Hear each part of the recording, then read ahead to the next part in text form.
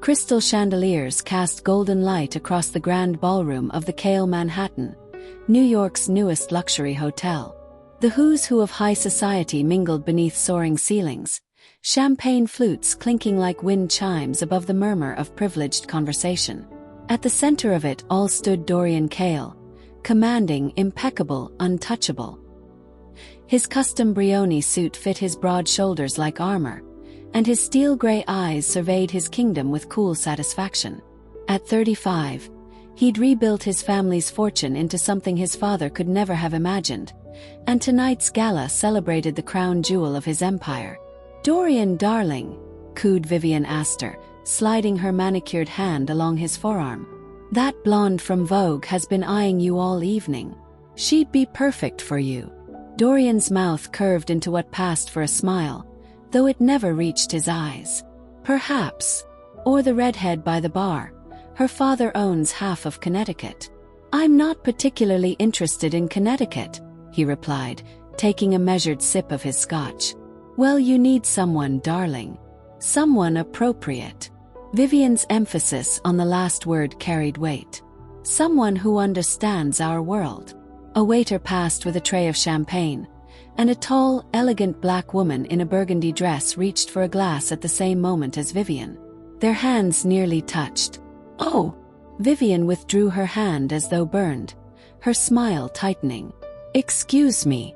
The woman merely nodded, her expression unreadable as she took her glass and moved away. "Speaking of appropriate," Vivian whispered, leaning closer to Dorian, "I heard you hired one of them to design the new East Wing." Bold choice. Dorian's jaw tightened imperceptibly. "The board recommended her portfolio." "I haven't met her yet." "Well, just keep it professional. You know how they are, always looking for a way up." Something cold and familiar settled in Dorian's chest, the echo of his mother's voice from childhood. "Never trust them, Dorian. They destroyed your father." He drained his scotch, ice clinking against crystal. "You needn't worry about that, Vivian. I don't date black women." His voice carried just enough to reach nearby ears. "Business is business, but some lines shouldn't be crossed." The words hung in the air like smoke, drawing subtle glances and whispers behind cocktail napkins. Dorian felt nothing, no shame, no doubt. Just the comfortable certainty of his position. Until he saw her. She stood across the room, those same burgundy curves now framed in the glow of the bar. Her chin was lifted, her spine straight as a queen's, and her eyes, dark, intelligent, unshaken, were fixed directly on his. She had heard him, and unlike others who might have flinched or looked away, she held his gaze with such quiet dignity that, for a heartbeat, Dorian felt exposed. "Mr. Kale." The hotel manager appeared at his elbow, oblivious to the silent exchange. "May I introduce Ms. Amara Layton? She's the visionary behind our East Wing redesign." The woman in burgundy approached, each step measured and graceful. Up close, her beauty was even more striking, not the manufactured perfection of his usual circle, but something authentic and alive. "Mr. Kale." Her voice was warm honey over steel. "Your hotel is magnificent. Thank you for the opportunity to contribute to its legacy." Dorian found himself momentarily without words, a rare occurrence. He extended his hand automatically, and when her fingers met his, something electric and unwelcome shot through him. "Ms. Layton." He recovered quickly, his tone professional but cool. "The board speaks highly of your work. I look forward to seeing if it lives up to expectations." A subtle challenge flickered in her eyes. "I don't aim to meet expectations, Mr. Kale. I aim to redefine them." The corner of his mouth twitched, not quite a smile, but something dangerously close to respect. This woman should have been intimidated by him, should have been eager to please. Instead, she stood before him as an equal, unimpressed by his wealth or name. "Bold claim," he replied. "Not a claim. A promise." She sipped her champagne, her gaze never wavering. "If you'll excuse me, I should greet the other board members." As she walked away, Dorian found himself watching the confident sway of her movements, the way others naturally made space for her presence. Something unfamiliar stirred in his chest, a curiosity he hadn't felt in years. "Well," Vivian sniffed beside him, "she certainly thinks highly of herself." Dorian didn't respond. For the first time in a very long time, he wondered if perhaps he had underestimated someone. The thought was as unsettling as it was intriguing. What he couldn't know, was that this woman would soon unravel every certainty he'd built his life upon. That his carefully constructed walls would crumble beneath her touch. That the prejudice he wore like armor would soon become the very chain he'd fight to break. Hello, my beautiful souls. Welcome back to the Chapters of Love, where we discover that sometimes the people who wound us most deeply become the ones who heal us completely. I wonder, where are you listening from tonight? Perhaps you're winding down after a long day, seeking a moment of escape from judgment. Maybe you're driving home, reflecting on someone who underestimated your worth. Or are you curled up somewhere cozy, wondering if the walls around your heart were built for protection or prison? Wherever you are, I'm so grateful you've chosen to spend this time with me. If you've ever been dismissed before being truly seen, tap that like button and share your story below. Your experiences become part of our shared journey toward recognition and love. Now, settle in as we discover how prejudice can melt into passion when the right soul refuses to be diminished. And if you're new here, subscribe to join our family of souls who believe that love can transform even the most guarded hearts. Our journey with Dorian and Amara has only just begun. Dorian Cale stood at the floor-to-ceiling windows of his penthouse office, watching Manhattan glitter 40 stories below. The city was a chessboard, and he had mastered its game. Yet tonight, the memory of those unwavering brown eyes had followed him home from the gala, disrupting his carefully ordered thoughts. He loosened his tie with an irritated gesture and poured himself another scotch. The amber liquid caught the light, reminding him of another time, another glass. His father's trembling hand as everything fell apart. Dorian was 10 when his world collapsed. His father, Richard Cale, had built Cale Industries into a real estate empire spanning 3 continents. The family name adorned buildings across the globe, their wealth so vast it seemed limitless. Until Marcus Williams entered their lives. Williams was brilliant, charismatic, and black, one of the few in their elite circles. Richard had been impressed enough to make him a partner, giving him unprecedented access to the company's inner workings. Dorian's mother, Eleanor, had opposed it from the start. "They're not like us, Dorian," she would whisper when his father wasn't listening. "They smile to your face while plotting behind your back." Young Dorian had nodded, absorbing her words like gospel. And when Marcus Williams disappeared with millions in company funds and proprietary designs, leaving Richard Cale to face fraud charges and financial ruin, those words crystallized into truth. The memory still burned. His father slumped at his desk, glass in hand, reputation shattered. "I trusted him," he'd whispered. "I thought he was different." 2 months later, Richard Cale put a bullet through his head, leaving Eleanor and 12-year-old Dorian to face the vultures alone. Eleanor's response was to double down on her prejudices, to build walls around what remained of their world. "Never forget what they did to us," she'd say, her fingers digging into Dorian's shoulder. "Never let them close enough to destroy you." Dorian swallowed the last of his scotch, the burn in his throat echoing the old anger. He had rebuilt everything, brick by brick, deal by deal, carrying those warnings like armor. His success was his vindication, his coldness his protection. And now Amara Layton had looked at him as though she could see right through it all. Across town, in a modest Brooklyn brownstone, Amara kicked off her heels and collapsed onto her sofa with a sigh. The gala had been exactly as she'd expected, glittering, exclusive, and subtly hostile. But landing the Cale contract made it all worthwhile. "How was it?" Her mother's voice came through the speaker of her phone, warm and familiar. "Oh, you know, the usual. Rich people being rich, wondering how I got an invitation." Amara laughed softly. "And I met the infamous Dorian Cale.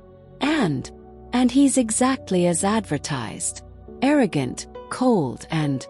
She hesitated, remembering his cutting remark, the way his eyes had widened slightly when they were introduced. Let's just say he made his prejudices clear. Vivian Layton's sigh carried years of understanding. Some people are too afraid to see beyond what they've been taught, baby. But your work speaks for itself. It always had. Amara grew up watching her mother build Layton designs from nothing after her father walked out. Their small apartment had doubled as a studio, fabric swatches and paint samples covering every surface. While other kids had playrooms, Amara had drafting tables and color wheels. Remember when Mrs. Whitfield canceled her contract when she found out you were black? Amara asked, smiling at the memory despite its sting. And then came crawling back when her friend's house won that magazine spread. Vivian finished with a chuckle. Some people need time to see past their own limitations. Those early lessons had shaped Amara. Each time a client looked surprised to see a young black woman as their designer, each time she had to work twice as hard for the same recognition, she grew stronger, more determined. By 28, her portfolio included award-winning designs for boutique hotels and restaurants across the East Coast. The Kale Manhattan was her biggest opportunity yet, a chance to step onto the global stage. She wouldn't let one prejudiced billionaire diminish that. Just be careful, baby, her mother said, her voice softening. Men like that, they don't change easily. I'm not trying to change him, Mama. Just doing my job. But even as she said it, Amara remembered the intensity in those steel-gray eyes, the momentary crack in his perfect facade. Besides, we'll barely interact. The board approved my designs. I just need to execute them. If only fate were so simple. 3 days after the gala, Dorian sat in the boardroom, irritation simmering beneath his composed exterior. The quarterly projections looked good, but his mind kept drifting to the East Wing renovation, specifically to the designs spread before him. They were brilliant, innovative yet timeless, bold yet sophisticated. The proposed transformation would set the Kale Manhattan apart from every luxury hotel in the city. And they came from her. These are acceptable, he said finally, closing the portfolio. Harrison Wells, his CFO, raised an eyebrow. They're revolutionary, Dorian. The board is thrilled. The board is easily impressed. Dorian stood, buttoning his jacket. Who's overseeing the project? Jenkins was supposed to, but he's tied up with the Chicago acquisition. We'll need someone else to liaise directly with Ms. Layton. A warning bell sounded in Dorian's mind. Find someone competent. I don't want delays. Harrison shifted uncomfortably. Actually, given the scale and importance of this project, it really needs executive oversight. Someone who can make decisions without constant approvals. The implication hung in the air. Dorian's jaw tightened. You're suggesting I babysit this project personally. I'm suggesting you protect your investment in what could be the defining feature of your flagship property. Dorian turned to the windows, hands clasped behind his back. Logic dictated he delegate this, keep his distance. Yet something, curiosity perhaps, or the challenge in those brown eyes, made him hesitate. Fine, he said finally. Set up a meeting. Tomorrow. Amara arrived at Dorian's office precisely on time, portfolio tucked under her arm, armor of professionalism firmly in place. His assistant, a razor-thin woman with suspicious eyes, led her into a corner office with views that made even Manhattan seem small. Dorian stood as she entered, his expression unreadable. Ms. Layton. Mr. Kale. She took the offered seat, back straight, chin lifted. I understand you'll be overseeing the East Wing project personally. I oversee all aspects of my business. His tone suggested this was a tedious necessity rather than a choice. Of course. Amara opened her portfolio, refusing to be intimidated. Shall we begin with the material selections? I've prepared several options within budget. For the next hour, they moved through her plans with clinical precision.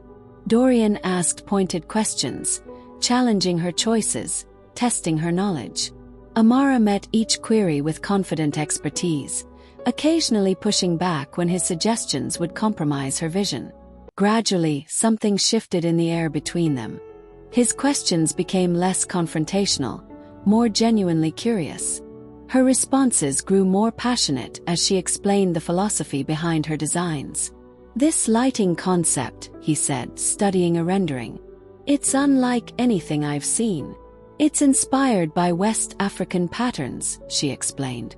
"The way light filters through creates both intimacy and grandeur. It transforms the space without a single structural change." Dorian looked up, meeting her eyes directly for the first time since she'd entered. "You're very good at what you do." The simple acknowledgement, reluctantly given, hung between them like an unexpected gift. Amara felt a small crack in her own defenses. "Thank you." She gathered her materials, suddenly aware of how long they'd been talking. "I should let you get back to your day." As she stood to leave, Dorian remained seated, studying her with that same intensity from the gala. "We'll need to meet regularly as the project progresses. My assistant will set up a schedule." Amara nodded, unsure if this was good news or a complication. "I look forward to bringing your hotel to life, Mr. Kale." Something flickered across his face, surprise perhaps at her genuine enthusiasm despite his coldness. "Until next time, Ms. Layton." As the door closed behind her, neither could have predicted how those next times would slowly, inexorably, begin to dismantle the walls between them, brick by carefully laid brick. The east wing of the Kale Manhattan had been stripped to its bones, a canvas of exposed beams and bare concrete awaiting Amara's vision. Morning light streamed through plastic-covered windows as she walked the space, measuring tape in hand, making notes on her tablet. "Ms. Layton." Dorian's voice startled her. He stood in the doorway, immaculate in a charcoal suit despite the construction dust, watching her with that inscrutable gaze. "Mr. Kale, I didn't expect you this morning." She straightened, brushing dust from her tailored pants. "Clearly." His eyes swept over her casual attire, designer jeans and a silk blouse, hair pulled back in a practical bun. "I prefer to see progress firsthand." "There's not much to see yet." She gestured to the gutted space. "Just planning and measuring." He stepped further in, hands in pockets. "The contractor tells me you've requested changes to the original floor plan." Amara felt a flicker of irritation. He was checking up on her, looking for mistakes. Minor adjustments to improve flow and maximize natural light. All within structural parameters. "Show me." She pulled up the blueprints on her tablet, explaining each modification with precise reasoning. Dorian listened silently, his expression giving nothing away. "This wall removal," he said finally, pointing to her largest change. "It weakens the design. Actually, it strengthens it." Amara swiped to a 3D rendering. "See how it creates sightlines from the entrance through to the windows.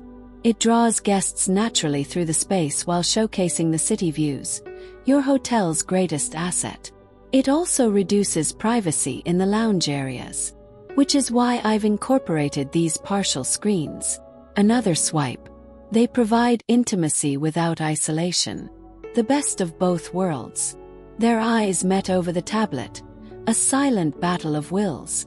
Amara refused to look away first. After a long moment, Dorian nodded curtly. "Proceed with the changes. But I want updated cost projections by end of day. They're already on your assistant's desk." Amara couldn't quite keep the satisfaction from her voice. "I ran the numbers before requesting the changes." Something flickered in his eyes. Surprise, perhaps even a reluctant respect. "Thorough. Always." As he turned to leave, he paused. "The board meeting is Thursday. Be prepared to present your progress." It wasn't a request. The boardroom felt colder than Amara remembered. 14 pairs of eyes, 13 men, 1 woman, watched as she connected her presentation to the projector. Dorian sat at the head of the table, expression neutral. "Ms. Layton," he said, "the floor is yours." For the next 20 minutes, Amara guided them through her vision, the technical challenges, the solutions she'd developed. She spoke with quiet confidence, her passion evident in every carefully chosen word. Until Dorian interrupted. "These custom light fixtures." He leaned forward, eyes narrowed. "They'll delay completion by weeks." Amara didn't miss a beat. "They're being fabricated concurrently with the structural work. No delay to the critical path. At significant additional cost, which is offset by the energy efficiency and reduced maintenance costs." She pulled up a spreadsheet she'd prepared for exactly this challenge. The ROI is 14 months, after which they represent pure savings. Not to mention the guest experience value, which is immeasurable. A murmur of approval rippled through the board. Dorian's jaw tightened almost imperceptibly. "And these textiles?" He pointed to her fabric selections. "Impractical for high-traffic areas. They're treated with a proprietary stain-resistant finish." Amara reached into her portfolio and withdrew a small fabric sample, walking it directly to Dorian. "Spill your coffee on it if you'd like to test it." Their fingers brushed as she handed him the swatch. Something electric passed between them, causing Amara to withdraw her hand too quickly. If anyone noticed, they didn't show it. Dorian examined the fabric, then set it aside without comment. "Continue." By the end of her presentation, even the most skeptical board members were nodding with approval. As they filed out, several stopped to compliment her vision. Dorian remained seated, reviewing her handouts with intense focus. When they were finally alone, he looked up. "You were prepared for every objection." It wasn't quite an accusation, but close. "That's my job, Mr. Kale. Most people try to avoid my objections, not anticipate them. I'm not most people." The words came out more defiant than she'd intended. To her surprise, one corner of his mouth lifted slightly. Not quite a smile, but the closest she'd seen. "No, you're not." The almost compliment caught her off guard.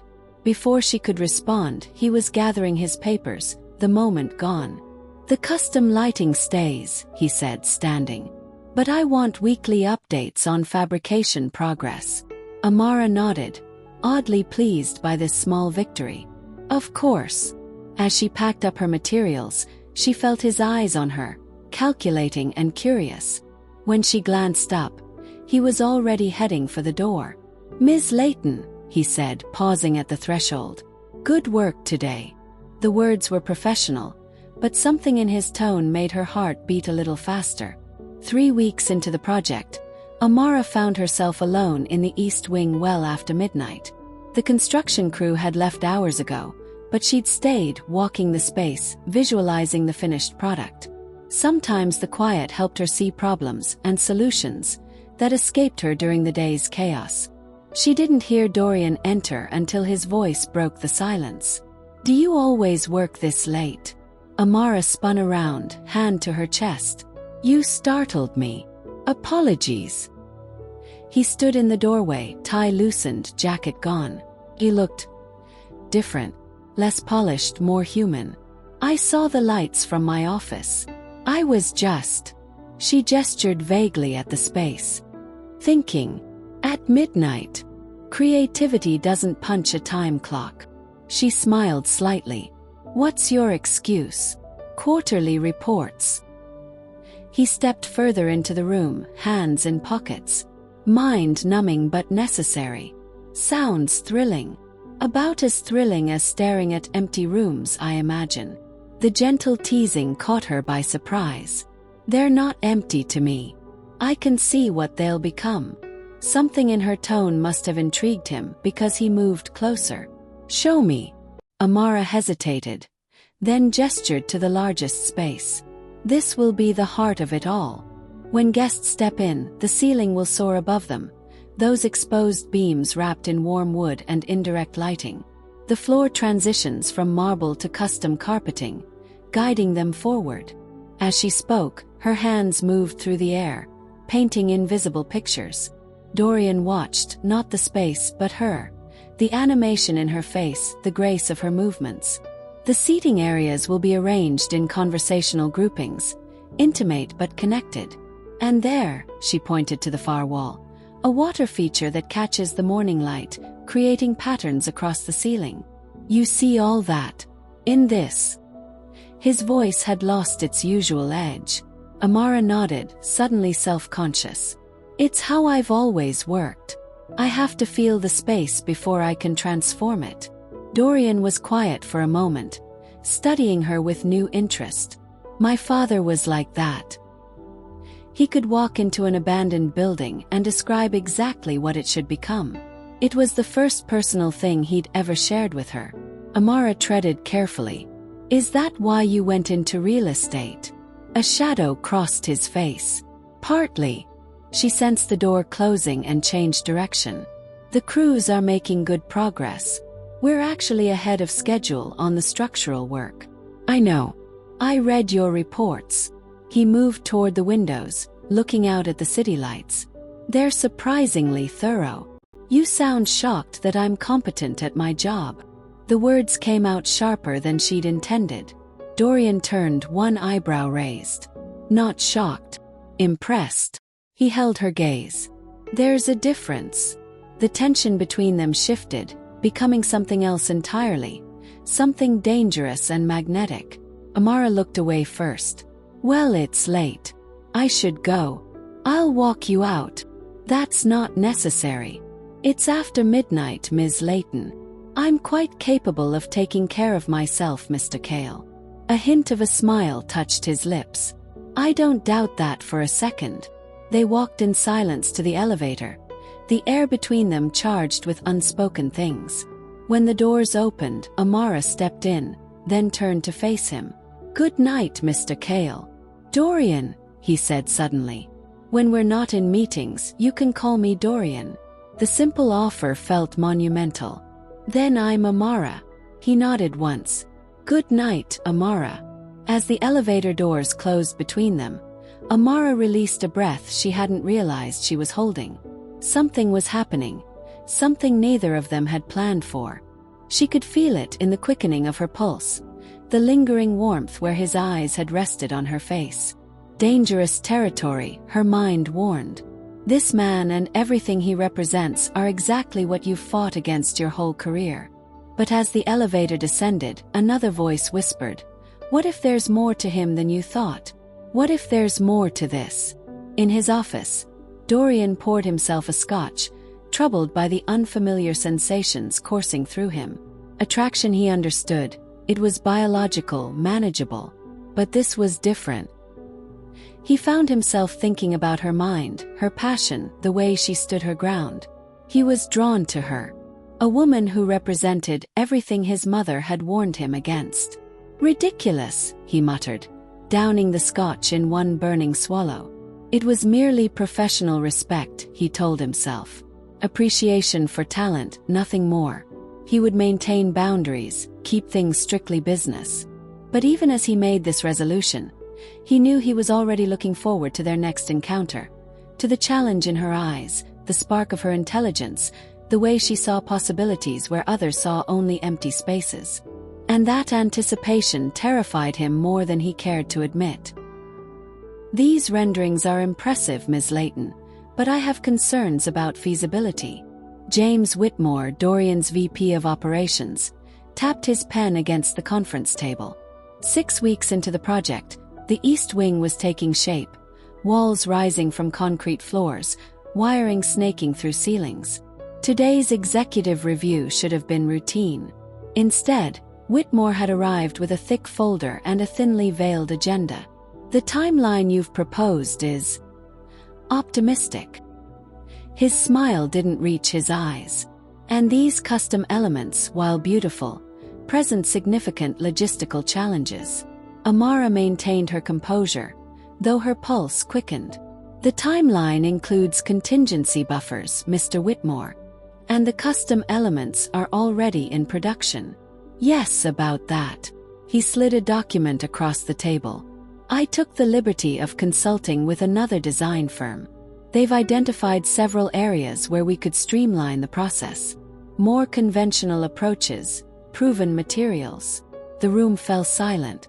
Amara felt heat rise in her cheeks as she scanned the document, a complete gutting of her vision, replaced with generic, safe choices. The kind found in any mid-tier hotel chain. This would save us approximately $3 million in costs, Whitmore continued, addressing Dorian directly, and reduce completion time by nearly a month. Amara looked up, meeting Dorian's eyes across the table. In the weeks since their late-night encounter, something had shifted between them. Their meetings had become less combative, more collaborative. She'd even made him laugh once, a genuine sound that transformed his face and lingered in her memory. Now his expression was unreadable as he reviewed Whitmore's proposal. "Mr. Cale," she said, keeping her voice steady, "these changes would fundamentally alter the concept you approved.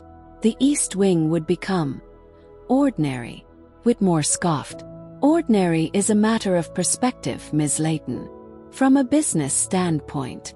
"From a business standpoint," Dorian interrupted, his voice cutting through the room like steel. "We hired Ms. Layton for her vision, not for ordinary." The words hung in the air. Whitmore blinked, clearly not expecting resistance. "Of course, but did you consult with Ms. Layton before seeking outside opinions?"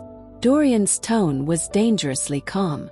I thought it best to present alternatives directly, bypassing both the project lead and myself." Dorian closed the folder with deliberate care. "Interesting approach." Amara watched, stunned, as Dorian systematically dismantled Whitmore's proposal. He cited specific elements of her design, their strategic value, the competitive advantage they created. He knew her work, had studied it, understood it, far more deeply than she'd realized. "The East Wing isn't just another hotel space," Dorian concluded, standing to signal the meeting's end. "It's a statement. Ms. Layton's design makes that statement eloquently. We proceed as planned." Whitmore gathered his rejected documents, face flushed. "As you wish. Though I hope you won't regret this." Indulgence. The word hung in the air, heavy with insinuation. Amara felt her stomach tighten at its implication. "The only thing I regret, James," Dorian said coldly, "is not being consulted before you wasted everyone's time today. We'll discuss this further in private." As the room cleared, Amara remained seated, processing what had just happened. Dorian had defended her vision, with unexpected passion. "Thank you," she said quietly when they were alone. He straightened papers, not meeting her eyes. "No need." Whitmore overstepped. "Still, you could have sided with him. It would have been easier." "Easier isn't always better." He finally looked at her, something unguarded in his expression. "Your design is exceptional, Amara. I won't let anyone compromise it." The use of her first name, the sincerity in his voice, it left her momentarily speechless. Before she could respond, his phone buzzed. "I have another meeting." He moved toward the door, then paused. "Don't let Whitmore concern you. He's been dealt with." With that, he was gone, leaving Amara with a strange mixture of vindication and unease. The victory should have felt sweeter. Hours later, Amara sat alone in the hotel's main lobby, a half-empty glass of wine on the table before her. The space was nearly deserted at this late hour, soft lighting creating pools of warmth in the cavernous room. Whitmore's words echoed in her mind. Indulgence. The implication was clear, that Dorian's support came not from professional respect but from some personal interest. That she hadn't earned her position through talent but through what? Her race, her gender, some imagined manipulation. It was an old, familiar pain. Having her accomplishments diminished, her hard work reduced to tokenism or worse. Amara took another sip of wine, blinking back unexpected tears. She was stronger than this. Had faced worse than James Whitmore and his thinly veiled prejudice. Yet tonight it cut deeper than usual. Perhaps because, for the first time, she cared what Dorian thought. Wanted his respect, not just his approval. The realization was troubling. "Amara," She looked up, hastily wiping her eyes. Dorian stood before her, jacket gone, sleeves rolled up. He looked tired, the perfect facade cracked just enough to reveal the man beneath. "Are you all right?" He gestured to the empty chair across from her. "May I?" She nodded, straightening her posture. "I'm fine. Just thinking." He sat, studying her face with unsettling perception. "Whitmore's an ass." A surprised laugh escaped her. "That's one word for it. I have others, but they're less professional." His eyes softened. His insinuations were out of line and incorrect, so he had caught the subtext. Amara looked down at her wine glass. "It's nothing I haven't heard before. That doesn't make it acceptable." "No, but it makes it familiar." She met his gaze directly. "People like Whitmore, they see a black woman succeeding and assume there must be some explanation besides talent and hard work." Dorian was quiet for a moment. "I used to be one of those people." The admission hung between them, startling in its honesty. "And now?" she asked softly. "Now I know better." His eyes held hers. "You're the most talented designer I've ever worked with, Amara. Your vision, your precision, your ability to fight for what matters, they have nothing to do with your race or gender. They're just you." The words washed over her like a balm, unexpected and healing. A tear slipped down her cheek before she could stop it. "I'm sorry," she said, embarrassed. "It's been a long day." Without thinking, Dorian reached across the table and caught the tear with his thumb, the gesture so gentle it took her breath away. "Don't apologize," he said, voice low. "Not for this." His hand lingered on her cheek, warm against her skin. Time seemed to slow, the space between them charged with something neither had allowed themselves to acknowledge. "Dorian," she whispered, a question and warning in his name. He withdrew his hand slowly, as if reluctant to break the connection.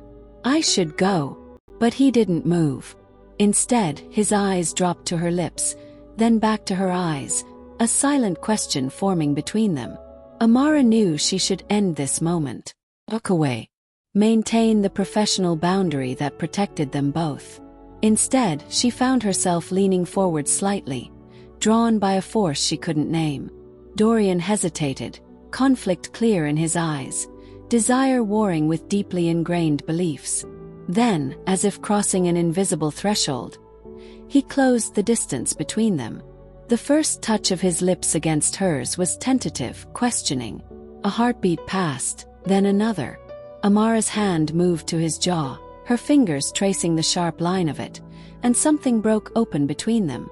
The kiss deepened, years of denial and prejudice dissolving in the heat of connection. His hand cradled the back of her neck, drawing her closer. She tasted scotch and surrender on his lips, felt the tremor in his fingers as they threaded through her hair. When they finally broke apart, both were breathing hard, stunned by what had just happened. "I shouldn't have done that," Dorian said, his voice rough. "No," Amara agreed, though her body hummed with contradiction. "We shouldn't have." He stood abruptly, running a hand through his hair. "This complicates things." "It does." She gathered her purse, needing distance to clear her head. "We should forget it happened. Is that what you want?" The question was direct, his eyes searching hers for truth. Amara hesitated, caught between honesty and self-preservation. "What I want doesn't matter," she said finally. "We have a project to complete, a professional relationship to maintain." Dorian nodded, his expression closing. "Of course. You're right. So we agree. We keep things strictly professional from now on." "Strictly professional," he echoed, though something in his tone suggested he believed this as much as she did, which was not at all. They walked to the elevator in silence, the air between them heavy with unspoken words. When the doors opened, Amara stepped inside alone. "Good night, Mr. Cale," she said formally, rebuilding the wall between them brick by brick. "Good night, Ms. Layton." His eyes told a different story than his words, one of confusion and longing and something dangerously close to need. As the elevator carried her away, Amara pressed her fingers to her lips, still warm from his kiss. Strictly professional, she repeated to herself. It was the only sensible path forward. But as she reached her floor, she knew with bone-deep certainty that nothing between them would ever be simple again. Dorian stood motionless long after the elevator doors closed, his world tilted on its axis. He had kissed Amara Layton, a woman his mother would consider beneath him, a woman he had once claimed to have no interest in. And it had shaken him to his core, not because it was wrong but because it felt more right than anything had in years. The realization terrified him, challenging beliefs he'd held his entire life. Strictly professional, he murmured to the empty lobby, knowing even as he said it that some lines once crossed could never be redrawn. The lighting installation begins tomorrow. Amara pointed to the schedule on her tablet, careful to maintain a professional distance across the conference table. We should see dramatic progress by the end of the week. 2 weeks had passed since the kiss. 2 weeks of meticulous avoidance, of carefully worded emails and brief, crowded meetings. 2 weeks of failing miserably at forgetting how it felt to be in each other's arms. Good. Dorian nodded, his eyes lingering on her face a moment too long. And the custom furnishings. On track for delivery next month. The project continued to advance, their professional interactions a masterclass in restraint. But beneath the surface, something else was growing, a current neither could resist. It happened in small moments, their fingers brushing as they reviewed fabric samples, the way his eyes followed her across a room, how she found reasons to stay late when she knew he was working. Each encounter charged with unspoken tension, each retreat more difficult than the last. Until the night the rain changed everything. Amara was leaving the site, rushing through a sudden downpour toward the taxi stand, when a sleek black car pulled alongside her.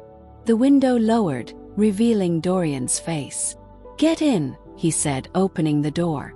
"You're soaked." She hesitated, knowing this crossed their unspoken boundary. But the rain was relentless, her clothes already clinging to her skin.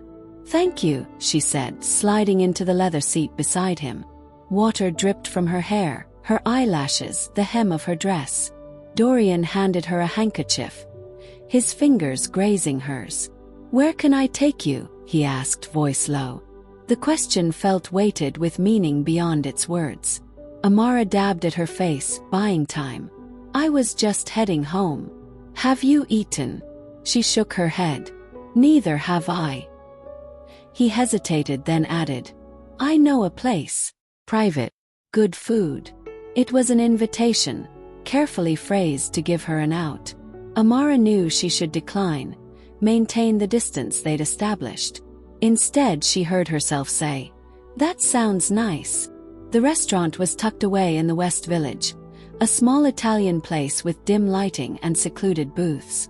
The owner greeted Dorian by name, leading them to a table in the back, away from windows and other diners. "You come here often?" Amara asked as they settled in. "When I want to escape." Dorian's smile was small but genuine. "No one expects to find me here.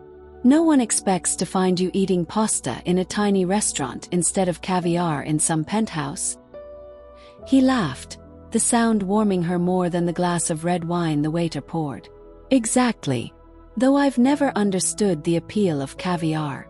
A billionaire who doesn't like caviar. Scandalous. I contain multitudes of scandals." His eyes held hers over the rim of his glass, some more surprising than others. The air between them shifted, the pretense of professional distance evaporating. For the first time since the kiss, they allowed themselves to simply be. Two people drawn to each other, sharing a meal, discovering connections. Dorian told her about his first real estate acquisition, a rundown apartment building he'd renovated himself during college, learning plumbing and electrical work alongside contractors. "You. With a tool belt." Amara grinned, imagining it. "I was terrible at first. But I wanted to understand every aspect of the business from the ground up." His expression grew thoughtful. My father taught me that. Before everything fell apart. Amara sensed the weight behind those words. What was he like? Your father. Dorian was quiet for a moment, swirling wine in his glass. Brilliant, driven, but also kind. He saw potential in people, in places others had written off. A shadow crossed his face. Until that trust was betrayed. She wanted to ask more but sensed his withdrawal. Instead, she shared stories of her own childhood, helping her mother measure draperies, learning to mix colors, the pride she felt when a client praised her first solo design at 16. You were born for this, Dorian said, watching her face animate with passion. I was. Though not everyone saw it that way. She traced the rim of her glass. I've lost count of how many times I've walked into a meeting and been mistaken for the assistant. Their loss, he said simply. You're extraordinary. The compliment, offered without qualification, warmed her. As dinner stretched into dessert and then coffee, the rest of the world receded. They talked about books, travel, dreams they'd never shared with anyone else. Dorian's carefully maintained facade cracked further with each laugh, each moment of vulnerability. When they finally left, the rain had stopped, leaving the streets glistening under streetlights.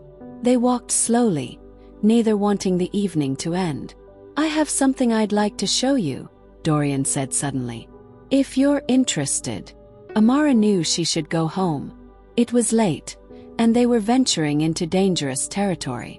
But curiosity and something deeper won out. I'm interested. The private elevator in Dorian's building opened directly into his penthouse, a space of soaring ceilings and walls of glass showcasing the glittering city below. But it wasn't the view that caught Amara's breath. It was the art. Every wall held carefully curated pieces, paintings, sculptures, installations that transformed the space into a personal museum. Not the ostentatious displays of wealth she might have expected, but thoughtful collections that spoke of genuine appreciation. This is incredible, she whispered, drawn to a vibrant canvas of swirling colors and bold lines. Basquiat, Dorian said, coming to stand beside her. One of my first acquisitions. Amara moved through the space, stopping before each piece, absorbing its energy. Dorian followed, watching her reactions with quiet pleasure. You have works from Black artists, she observed, pausing before a powerful sculpture. Some of the most important pieces in my collection. His voice softened. My mother doesn't approve, of course. The comment, casually delivered, revealed volumes. Amara turned to face him. Yet you display them prominently. They speak to me. His eyes held hers. Art should challenge us, don't you think? Push us beyond comfortable boundaries. The words hung between them, laden with meaning beyond aesthetics. Amara was acutely aware of how close they stood, how private this moment felt. Like good design, she said softly. Like you. Dorian's hand rose to her face, fingers tracing the curve of her cheek with reverent care. You challenge everything I thought I knew, Amara. Her heart thundered in her chest. Dorian, we agreed. I know what we agreed. His voice was rough with emotion. And I've spent 2 weeks trying to honor it. Trying to pretend I don't think about you constantly. That I don't want. He broke off, conflict clear in his eyes. Amara recognized it. The battle between desire and deeply ingrained beliefs, between the man he was becoming and the one he'd been raised to be. What do you want? She asked, needing to hear him say it. Instead of answering, he kissed her, not with the hesitant exploration of their first kiss, but with certainty and hunger. Amara responded instantly, her body recognizing what her mind had been denying. Her arms wound around his neck, pulling him closer as the last pretense of resistance crumbled between them. They moved through the penthouse in a haze of desire, shedding layers of clothing and restraint. When they finally came together in his bedroom, it was with a passion that transcended physical attraction, a connection that felt like recognition, like coming home to a place neither had known they were seeking. Afterward, Amara lay in his arms, her head on his chest, listening to his heartbeat slow. Moonlight spilled across the bed, illuminating their entwined bodies. Dark against light, a living contrast of complementary beauty. "I've never felt this way," Dorian murmured, his fingers tracing patterns on her bare shoulder. "With anyone." The vulnerability in his voice touched something deep within her. "Neither have I." He pulled her closer, pressing a kiss to her forehead.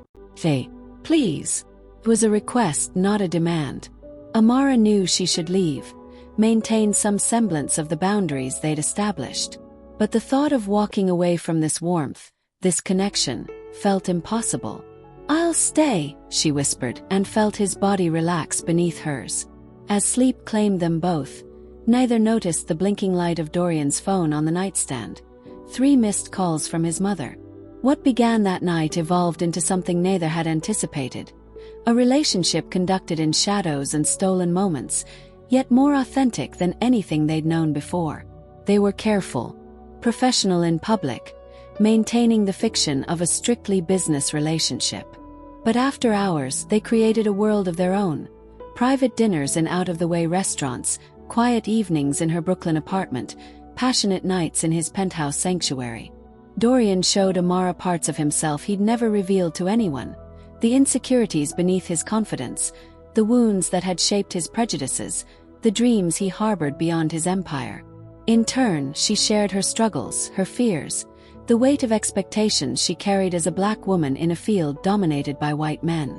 "My mother used to say I had to be twice as good to get half as far," she told him one night as they lay tangled in his sheets. "For a long time I resented that pressure. Now I understand she was preparing me for reality." Dorian's arms tightened around her. "You shouldn't have to be twice as good." "No, but I am anyway." She smiled against his chest. "It's become my superpower." He laughed softly, then grew serious. "I wish I'd understood sooner. How much harder you've had to work. How many barriers you've faced. Would it have changed anything if we'd met before?" The question hung between them, honest, challenging. Dorian was quiet for a long moment. "I want to say yes," he finally answered. "But I don't know. I was blind, willfully so." His honesty moved her more than pretty lies would have. Amara rose up on one elbow, looking into his eyes. "And now I see you." He traced the curve of her lips with his thumb. "And I can't imagine not seeing you." It was as close to a declaration as either had come, and it settled in Amara's heart like a promise. Yet even as their connection deepened, the outside world pressed in, a reality they couldn't escape forever. The first warning came on a rainy Tuesday. They'd slipped away for lunch at a small cafe in Soho, tucked into a corner booth, hands entwined beneath the table. Dorian was telling her about his plans to expand the hotel brand internationally. His face animated in a way few ever witnessed. "Paris first, then maybe Tokyo," he said, thumb stroking her palm. "I'd want you involved, of course. Your vision would translate beautifully." "Are you offering me a job, Mr. Cale?" she teased. "I'm offering you the world, Ms. Layton." His eyes held hers, serious beneath the playful tone. The moment was interrupted by a familiar voice. "Dorian!" What a surprise! They pulled apart instantly, but not quickly enough. Vivian Astor stood beside their table, her shrewd eyes taking in their proximity, their guilty expressions. "Vivian!" Dorian's voice cooled several degrees. "I didn't expect to see you here." Clearly.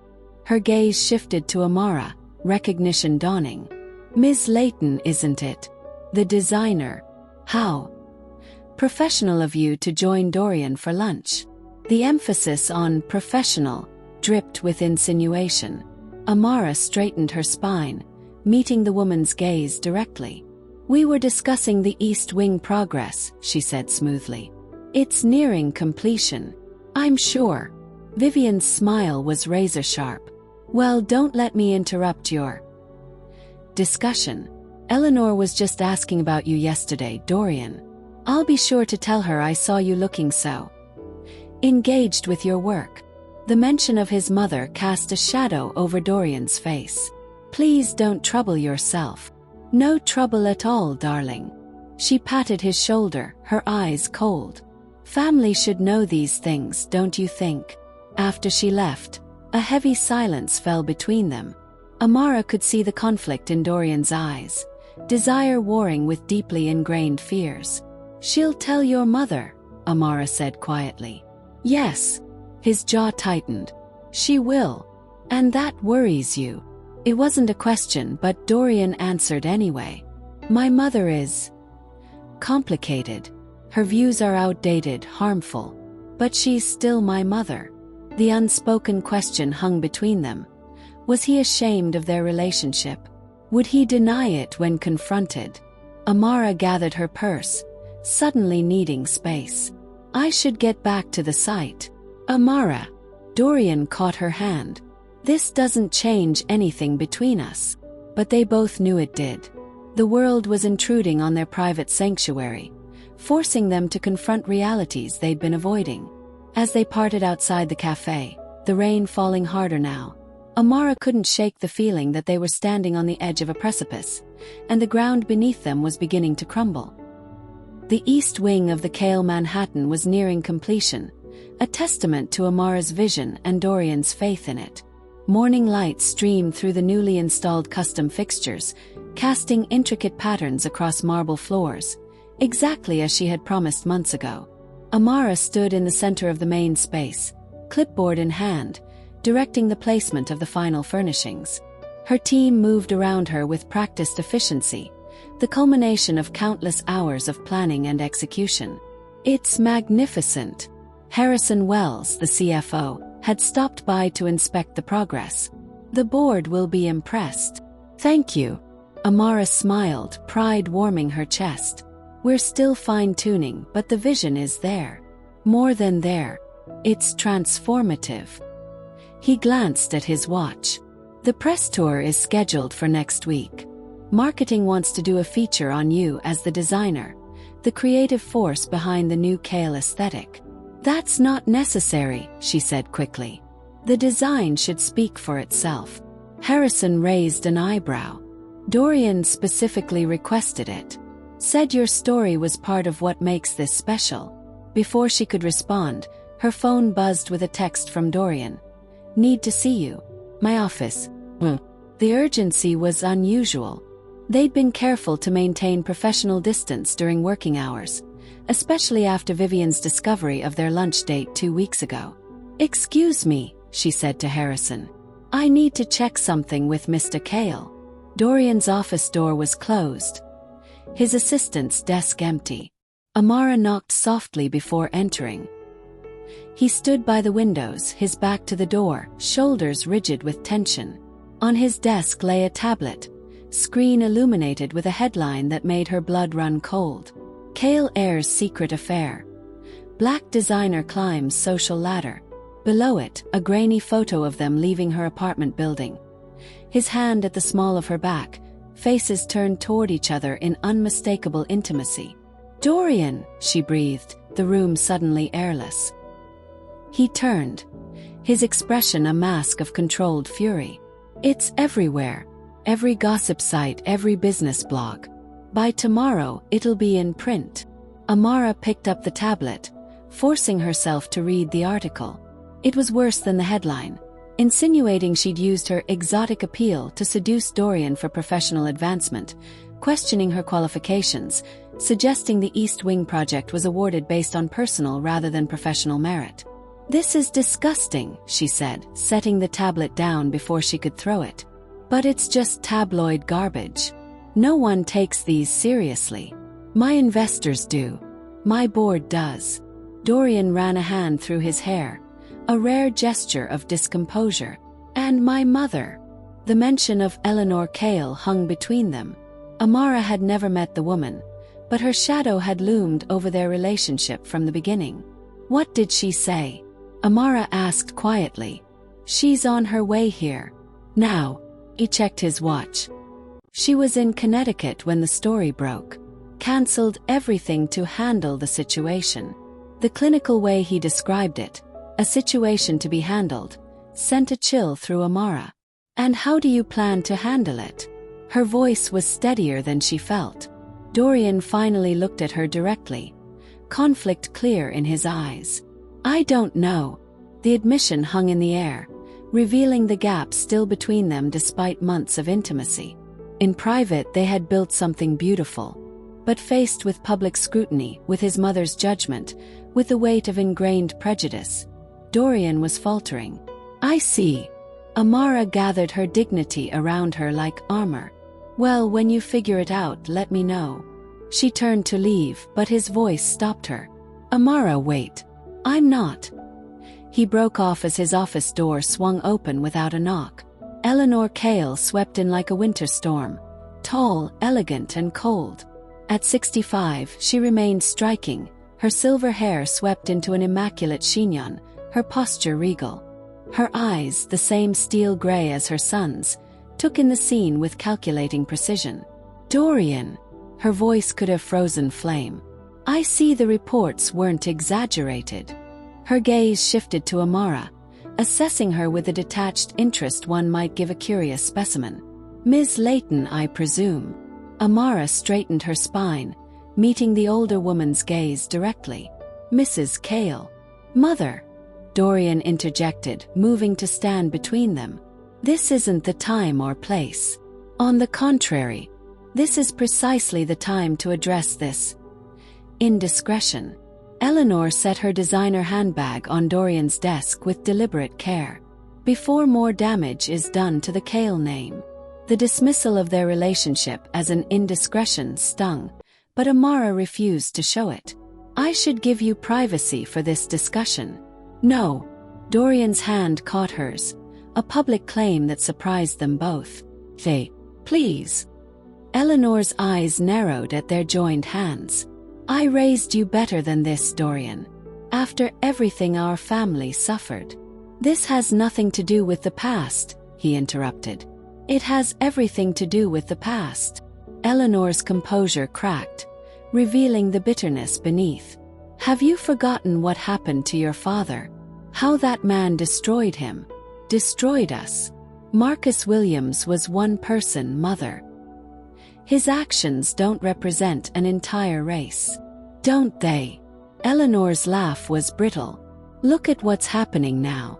This woman. Her name is Amara. Dorian cut in, voice sharp. Has already compromised your judgment. The board is questioning your decisions. Investors are concerned. And now this public spectacle. She gestured to the tablet. History repeating itself. Amara felt Dorian's hand tighten around hers, saw the conflict raging behind his eyes.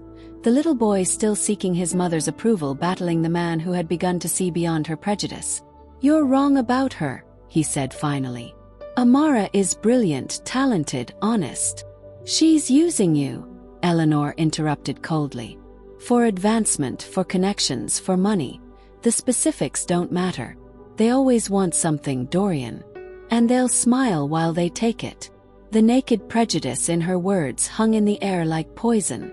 Amara pulled her hand from Dorian's, unable to bear his touch while these accusations went unchallenged.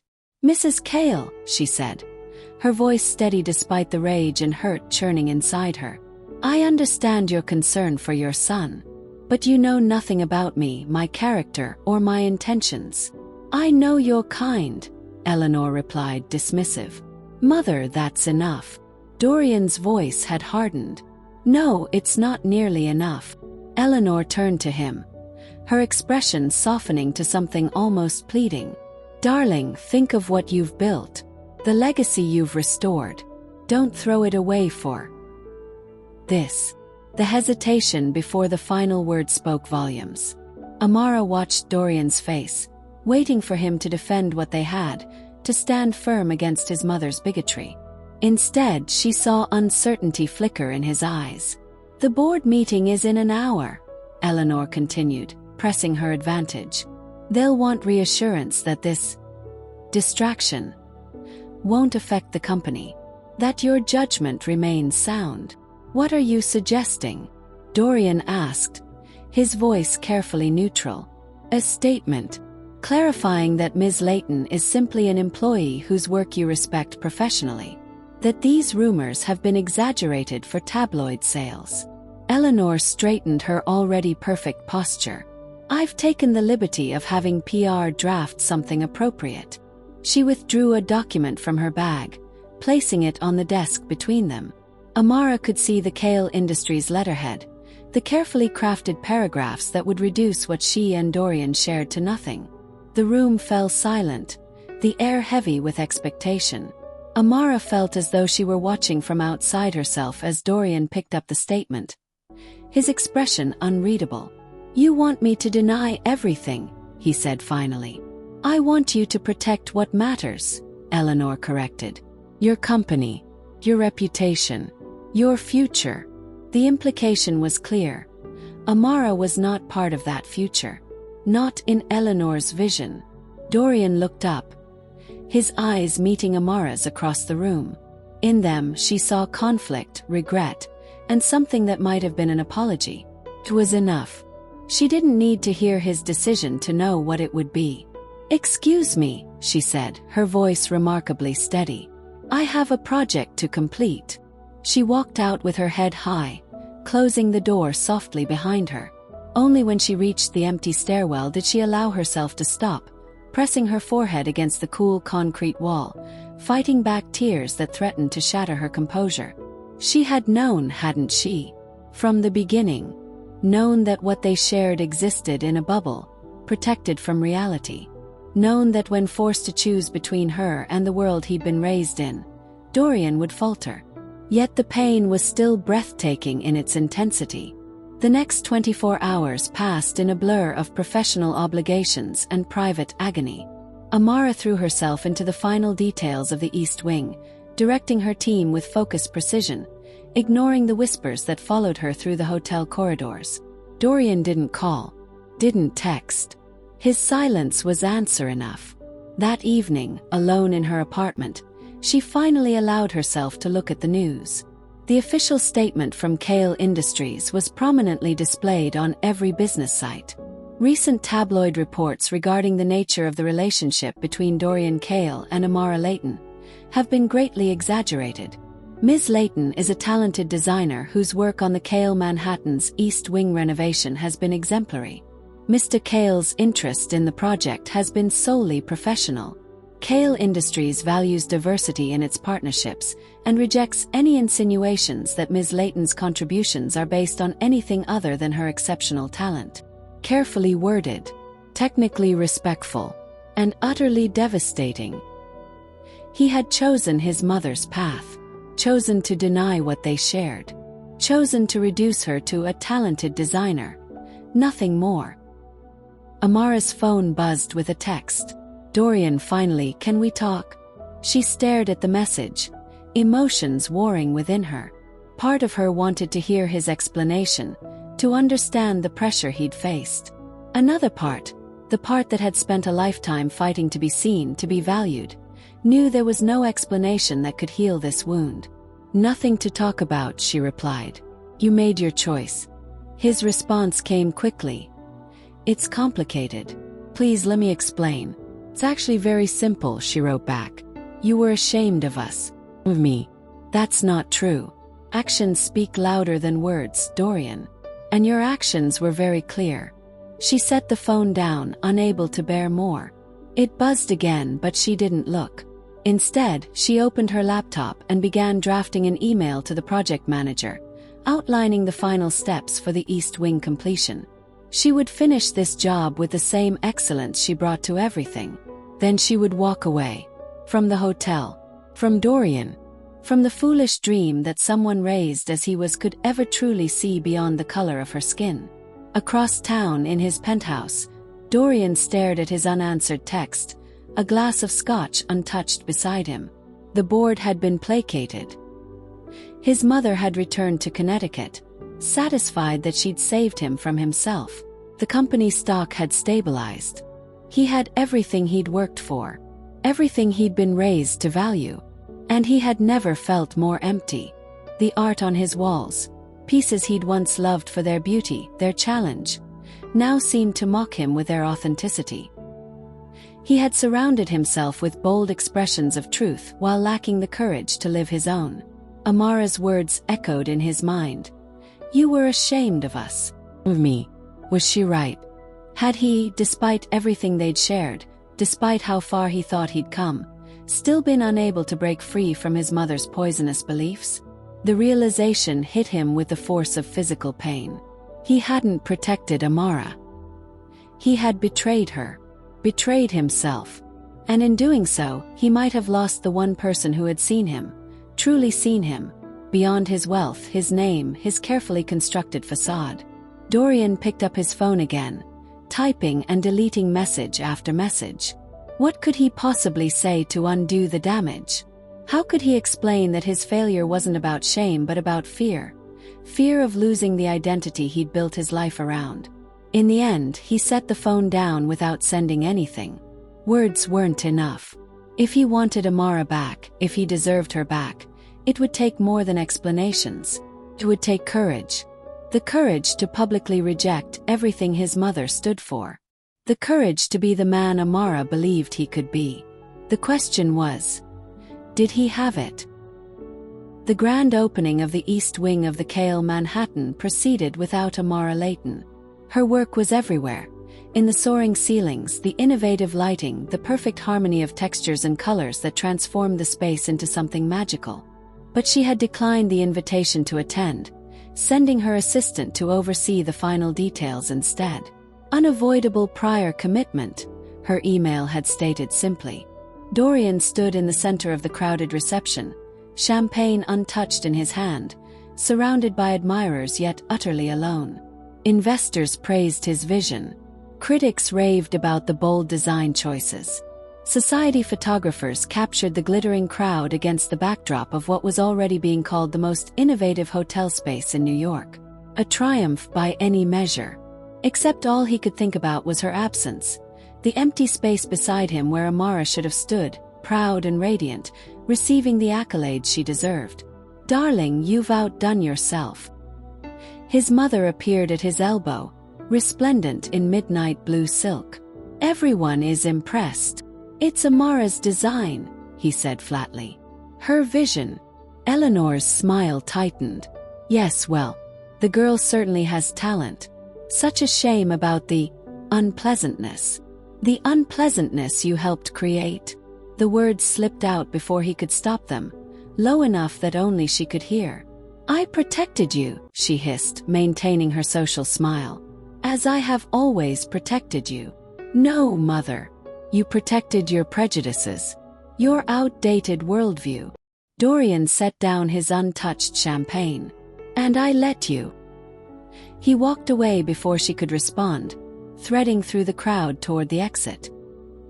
He couldn't bear another moment of false smiles and hollow congratulations. Not when the person who deserved them most was absent. Not when he was the reason why. 3 weeks had passed since the tabloid story broke. 3 weeks of Amara's silence, of unanswered texts and calls. 3 weeks of Dorian moving through his life like a ghost, going through motions that suddenly seemed meaningless. He threw himself into work, staying at the office until midnight, starting again at dawn. He reviewed contracts, attended meetings, made decisions with mechanical efficiency. But nothing filled the void her absence had created. At night, alone in his penthouse, he would stand before the Basquiat she had admired, remembering the wonder in her eyes, the way she had seen beyond the surface to the heart of things. The way she had begun to see him, the man beneath the name, the wealth, the carefully constructed armor. The man he had failed to be when it mattered most. Across town, in her Brooklyn studio, Amara was similarly sleepless. New projects filled her days. Her reputation enhanced rather than diminished by the East Wing's success. Offers poured in from hotels and restaurants across the country, each wanting a piece of the magic she had created for Kale. She accepted them all, burying herself in work to avoid the pain that waited in quiet moments. Her mother worried, calling daily with transparent excuses to check on her. "You're pushing too hard," Vivian said during their weekly dinner. 3 new projects at once. "Even you have limits, baby." "I'm fine." Amara pushed food around her plate, appetite absent as it had been for weeks. Busy is good. Busy is distraction. Vivian reached across the table, covering her daughter's hand with her own. And you can't outrun heartbreak forever. Amara looked up, meeting her mother's knowing eyes. I'm not heartbroken. I'm angry. There's a difference. Is there? Vivian's voice was gentle. Because from where I'm sitting, it looks a lot like both. The simple observation cracked something in Amara's carefully maintained composure. Tears she had refused to shed for weeks suddenly blurred her vision. He chose his mother's approval over me, she said, voice barely above a whisper. Over us. Yes, he did. Vivian squeezed her hand. And that was wrong. But baby, people make mistakes. Especially when they're caught between love and everything they've been taught to believe. Are you defending him? Amara asked, incredulous. No. I'm trying to understand him. Vivian's eyes were thoughtful. That woman raised him on fear and prejudice. Poisoned him against people who look like us. The fact that he loved you at all means he was fighting against that programming. Not hard enough, Amara said bitterly. No, not hard enough, her mother agreed. The question is, was what you shared worth giving him a chance to try again? To do better? Amara wiped away a tear, considering the question. In the quiet moments before sleep, when honesty was unavoidable, she knew she missed him. Not just the passion but the connection. The way he had begun to open himself to her. To question beliefs he'd held his entire life. I don't know, she admitted finally. But it doesn't matter. He made his choice. Vivian nodded, respecting her daughter's pain. Just remember, baby, sometimes the hardest choices aren't final. Sometimes they're just the beginning of a longer journey. Dorian stood outside Leighton Designs, a small but elegant storefront in a gentrifying corner of Brooklyn. Through the window, he could see a woman who could only be Amara's mother. The same graceful posture, the same intelligent eyes, arranging fabric samples for a client. He had come without a plan, drawn by some need to understand the world that had shaped Amara. To see the foundation of the strength and dignity that had captivated him from their first meeting. Before he could decide whether to enter or walk away, Vivian Leighton looked up, her gaze finding his through the glass. Recognition flickered in her eyes. Not surprise, but a kind of knowing assessment that reminded him powerfully of her daughter. After a moment, she excused herself from her client and came to the door. Mr. Cale, she said, neither welcoming nor hostile. I wondered when you might appear.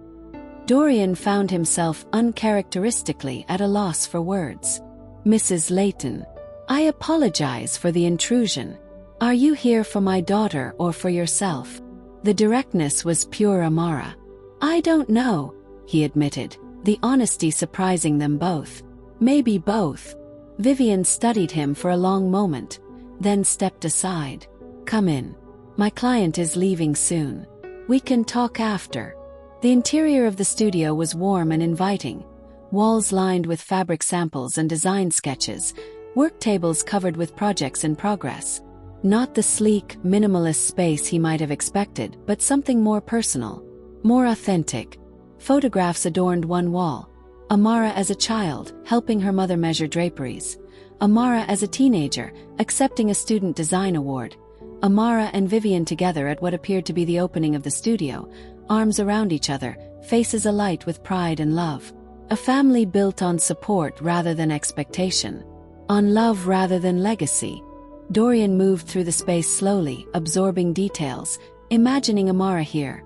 Learning, growing, becoming the extraordinary woman who had walked into his life and changed everything. She was always special, Vivian said, returning after seeing her client out. Even as a little girl. Saw beauty where others didn't bother to look. She still does, Dorian said quietly. Yes. Vivian's gaze was penetrating. Including in you, apparently. The simple statement hit him with unexpected force. Amara had seen him.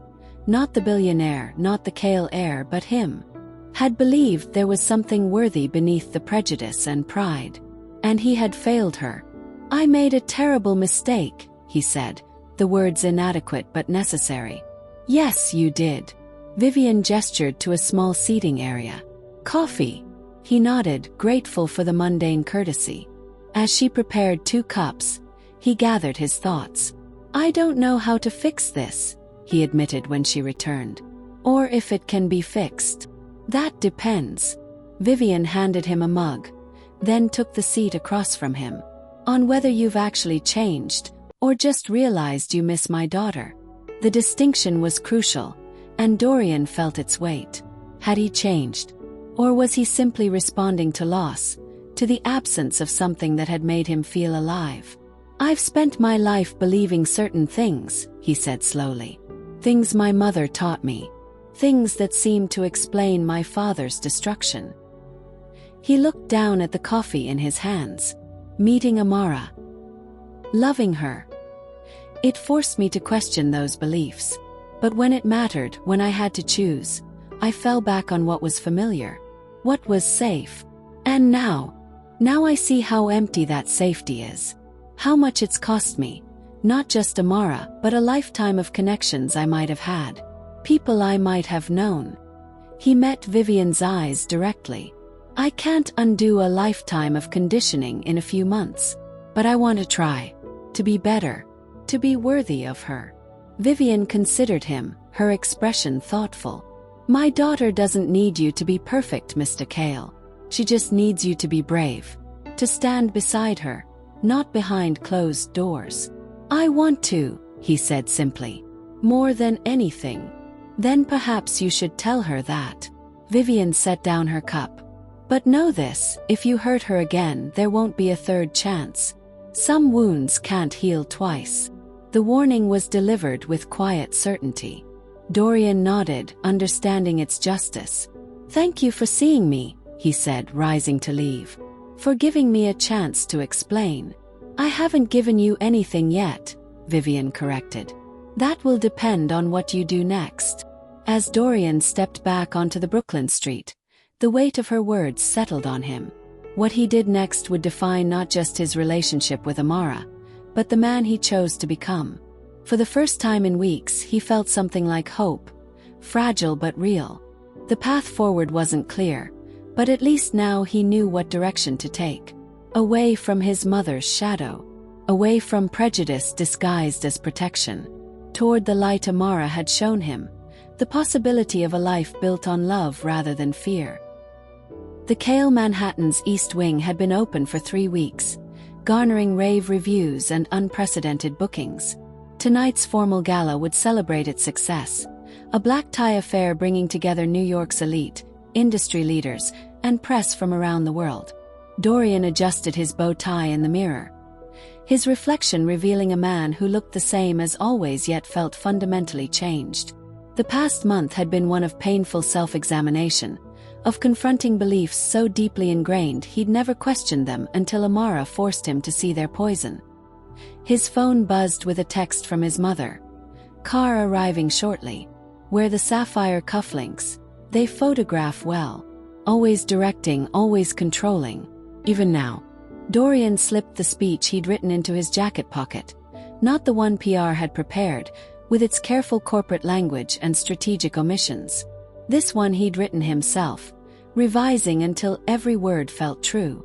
Tonight would change everything, for better or worse. Across town, Amara stood in her bedroom, staring at the invitation she'd initially declined. The formal card lay on her dresser, its gold embossing catching the light. The Kale Manhattan Gala celebration. Beside it sat a handwritten note that had arrived that morning. "Your vision deserves to be celebrated. Please come. E." She'd spent weeks rebuilding her walls, focusing on new projects, pretending the ache in her chest was anger rather than loss. She'd almost convinced herself she was over him, over them. Then his note had arrived, and with it, the unwelcome flutter of hope. "This is a mistake," she told her reflection as she smoothed the burgundy gown she'd chosen, the same color she'd worn the night they first met. A reminder of how far they'd come, and how painfully they'd fallen. Her phone chimed with a text from her mother. "Whatever you decide, I'm proud of you." Amara took a deep breath, made her decision, and called for a car. The gala was in full swing when Dorian spotted her. Amara stood near the entrance, a vision in burgundy silk. Her hair swept up to reveal the elegant line of her neck. She was speaking with a design magazine editor, her hands moving expressively as she described some detail of the space around them. Even from across the room, Dorian could see her passion, her brilliance. The sight of her after weeks apart hit him with physical force, leaving him momentarily breathless. "She came," Harrison murmured beside him, following his gaze. "Surprised." "Hopeful," Dorian replied, his eyes never leaving her. "Your mother won't be pleased." Harrison nodded toward Eleanor, who was holding court with board members across the room. "She's been telling everyone the East Wing was your vision, executed by that talented young designer, whose name she conveniently forgets." Anger flashed through Dorian, not just at his mother's erasure of Amara's contribution, but at his own complicity in it. How many times had he allowed such subtle diminishments to pass unchallenged? "My mother's pleasure isn't my priority tonight," he said, straightening his jacket. "Excuse me. It's time." As he made his way to the small stage where the evening speeches would be delivered, Dorian felt a strange calm settle over him. For the first time in his life, he was about to publicly defy everything his mother had taught him. Not just about race, but about vulnerability, about authenticity, about love. The thought should have terrified him. Instead, it felt like freedom. Amara hadn't planned to stay long, just enough to see the completed space in action, to witness her vision fully realized. She would congratulate the team, make a brief appearance, and leave before having to face Dorian. At least that had been the plan. Then she'd stepped into the East Wing and felt her breath catch. It was everything she'd imagined and more. The lighting cast the intricate patterns she'd designed across marble floors and soaring walls. The custom furnishings created intimate spaces within the grandeur. Every detail, from the water feature catching evening light to the subtle textures of the fabrics, worked in perfect harmony. Her creation, her vision, her heart made visible. "It's extraordinary," said the editor from Design Quarterly beside her. "The best work you've done. Everyone's talking about it." "Thank you," Amara said, genuine pride warming her voice. "It was a special project. And now you're the designer everyone wants. I hear the offers are pouring in." Before she could respond, the room's lighting shifted subtly, drawing attention to the small stage where a microphone had been set up. Dorian stepped into the spotlight, commanding the room's attention without effort. Amara's heart stuttered at the sight of him. He looked the same, impeccably tailored, impossibly handsome, yet something in his bearing seemed different. Less guarded, perhaps, more present. "Good evening," he began, his voice carrying effortlessly through the space. "Thank you all for joining us to celebrate what I believe is the most significant addition to the Kale Manhattan since its founding." Polite applause rippled through the crowd. Amara edged toward the back, suddenly wanting to escape before emotions she'd carefully contained could break free. "Many of you have asked about the inspiration behind this space," Dorian continued. "About the vision that transformed what was once conventional into something truly extraordinary." He paused, his eyes scanning the crowd until they found her. For a breathless moment, their gazes locked across the room. "The truth is, that vision wasn't mine." A murmur of surprise moved through the audience. Near the front, Eleanor Kale stiffened visibly. "For too long, I've allowed others to believe this was my creation, that I merely hired someone to execute my ideas." Dorian's voice grew stronger, more certain. "That was a lie. One of many I've told myself, and allowed others to believe." The room had gone completely silent, every eye fixed on him. Amara stood frozen, unable to look away from the man who had broken her heart, now speaking words she'd never expected to hear. The East Wing of the Kale Manhattan was conceived, designed, and brought to life by Amara Layton. He gestured toward her and heads turned, searching. "Every element that has impressed you tonight, every innovation, every moment of beauty, came from her extraordinary mind and spirit." A spotlight found her, illuminating her stunned face. Amara blinked against the sudden brightness, feeling exposed and vulnerable. Ms. Layton faced obstacles in bringing her vision to life, Dorian continued. Some from practical challenges, others from prejudice, including, I'm ashamed to say, my own. Gasps rippled through the crowd. Eleanor took a step toward the stage, her face a mask of fury, but Harrison subtly blocked her path. I was raised to believe certain things about people different from myself, Dorian said, his voice unwavering. Taught that differences in race, in background, made some people inherently less trustworthy, less worthy of respect or love. The last word hung in the air, charged with meaning. Amara felt tears threatening, her carefully constructed defenses crumbling beneath the weight of his public confession. Working with Amara challenged those beliefs. Knowing her destroyed them. His eyes found hers again, speaking directly to her now despite the hundreds of witnesses. She showed me that the walls I'd built to protect myself were actually a prison. That the prejudices I'd inherited were robbing me of connections, of beauty, of truth. Eleanor had pushed past Harrison now, moving toward the stage with determined fury. Dorian saw her coming but continued, his voice growing more passionate.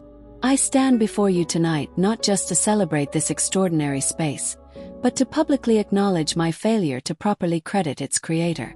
And more importantly, to apologize to Amara Layton, not just as a designer whose work I diminished, but as a woman whose heart I wounded through my cowardice. Eleanor reached the edge of the stage, hissing, Dorian, stop this immediately. For the first time in his life, Dorian looked at his mother and said simply, no. The single word, spoken without anger but with absolute finality, seemed to echo through the silent room. Eleanor recoiled as if struck. I'm done living by your fears, mother. Done perpetuating prejudices that have no place in this world, or in my heart. He turned back to the crowd, to Amara. I lost something precious because I wasn't brave enough to stand up for what I knew was right. For who I knew was extraordinary. Amara couldn't breathe, couldn't move as he continued. I don't know if I can fix what I broke. But I do know I can start by telling the truth. Here, now, in front of everyone. His voice softened. Amara Layton transformed this space with her vision.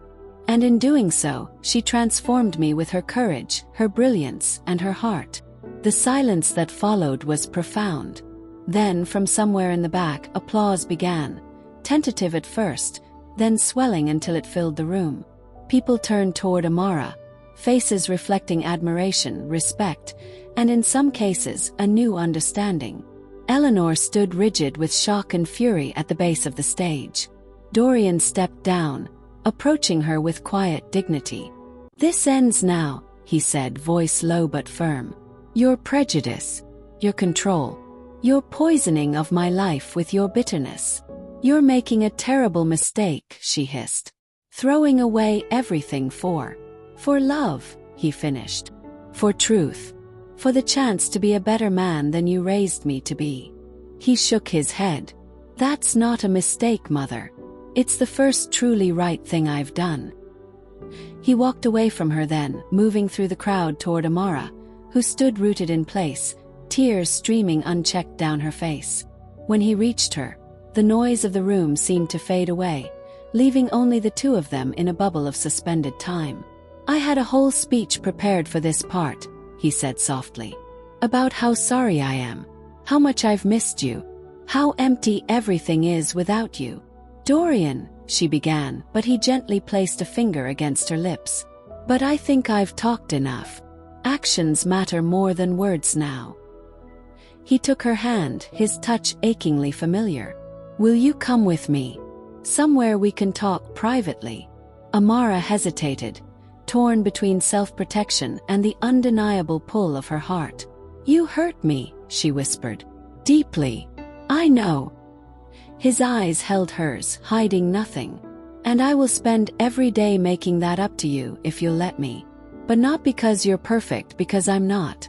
We'll both make mistakes. The difference is, I'm no longer afraid to face them. To grow from them. With you. The simple honesty of his words, the vulnerability in his eyes. It reached past her defenses to the part of her that had never stopped loving him, despite everything. "Okay," she said finally. "We can talk." Relief washed over his face. He led her through the crowd, past curious onlookers and Eleanor's frozen fury, to a private elevator that would take them to his office. As the doors closed, sealing them in momentary privacy, Dorian turned to her. His expression stripped of all pretense. "I love you," he said simply. "I should have said it months ago. Should have shouted it from rooftops instead of hiding it behind closed doors. I love your mind, your heart, your strength. I love who I am when I'm with you, who I'm learning to become." Amara felt the last of her resistance crumbling. "I love you too," she admitted, the words both surrender and claim. "But love isn't always enough, Dorian. Not when the world can change," he interrupted gently. "I did. Because of you." He reached for her then, drawing her into his arms with a tenderness that undid her. When his lips found hers, it felt like coming home, to a place she'd feared was lost forever. The elevator doors opened to his darkened office. The city lights spread below them like stars. But neither noticed the view as they rediscovered each other. Healing wounds with gentle touches, rebuilding trust with whispered truths, finding their way back to the connection that had changed them both. Later, as they lay tangled together on the office sofa, Amara traced the line of his jaw with her finger. "What happens now?" Dorian caught her hand, pressing a kiss to her palm. "Whatever we want. Together. No more hiding. No more shame." He smiled, the expression transforming his face with boyish hope. "Just us, figuring it out day by day. Your mother will either accept us or lose me," he said firmly. "That's her choice to make. I've made mine." The certainty in his voice, the unwavering commitment in his eyes. It was everything she had needed that day in his office when the world had crashed in on them. Everything she had doubted he could give. "I'm still scared," she admitted. "The world won't change overnight just because we want it to." "No," he agreed. "But we can face it together now. No more separate corners." As he pulled her close again, Amara felt something settle in her soul. Not the blind optimism of fairy tales, but something stronger. The knowledge that love, when chosen daily with courage and intention, could indeed transform not just two people, but the world they created together. 6 months after the gala that changed everything, Amara stood in the center of her newest creation, the lobby of the Kale Tokyo, the first international expansion of Dorian's hotel empire. Morning light streamed through custom shoji-inspired screens, casting patterns across polished stone floors that echoed traditional Japanese design while remaining distinctly modern. "What do you think?" she asked, turning to Dorian, who stood watching her with undisguised admiration. "It's perfect," he said, moving to stand beside her. "Like everything you create." She laughed, leaning into him as his arm slipped naturally around her waist. "Not everything. Remember that first attempt at dinner I made? The pasta that could have doubled as cement?" His eyes crinkled with amusement. "I said perfect, not infallible." Their easy banter, the comfortable way they occupied each other's space. These were hard-won treasures, built over months of healing, of honest conversations that sometimes stretched late into the night. They had dismantled walls brick by brick, examining each one before deciding whether to rebuild or discard it. Some days had been harder than others. Eleanor's rejection had cut Dorian deeply, despite his preparation for it. After his public declaration at the gala, she had retreated to Connecticut, refusing his calls for weeks. When she finally agreed to see him, it was to deliver an ultimatum. Choose the family legacy or that woman. Dorian had walked away without hesitation, but the pain of her choice lingered. Amara had held him through nights of questioning, of grief for the mother he'd hoped might eventually change. "She might still come around," Amara had whispered one night as they lay tangled in sheets, his head on her chest. "Maybe," he'd replied. "But I'm not waiting for her approval anymore. I've wasted too much life doing that already." His freedom from Eleanor's influence had transformed him in ways neither had fully anticipated. Without the constant weight of prejudice and expectation, Dorian had discovered parts of himself long suppressed: a dry sense of humor, a passion for community development, a talent for mentoring young entrepreneurs from backgrounds similar to Amara's. Together, they had established a foundation supporting minority designers, funded scholarships, and created internship programs that opened doors previously closed to talented young people of color. The work brought Dorian a fulfillment his wealth alone never had. For Amara, the journey had been equally transformative. The woman who had always maintained careful distance, who had built her career on proving herself in spaces that questioned her worth, was learning to trust not just Dorian, but the future they were creating together. "The contractors need final approval on the restaurant lighting," she said now, consulting her tablet. "And the custom furniture for the suites arrives tomorrow."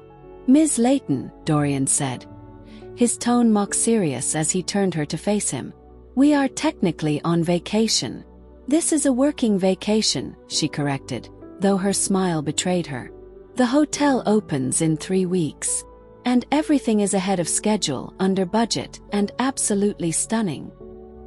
He took the tablet from her hands, setting it aside. "Which means we can afford to take the afternoon off." "For what?" she asked, though the gleam in his eyes gave her a good idea. "I thought we might explore the neighborhood. There's a small gallery nearby featuring emerging artists I think you'd appreciate." He laced his fingers through hers.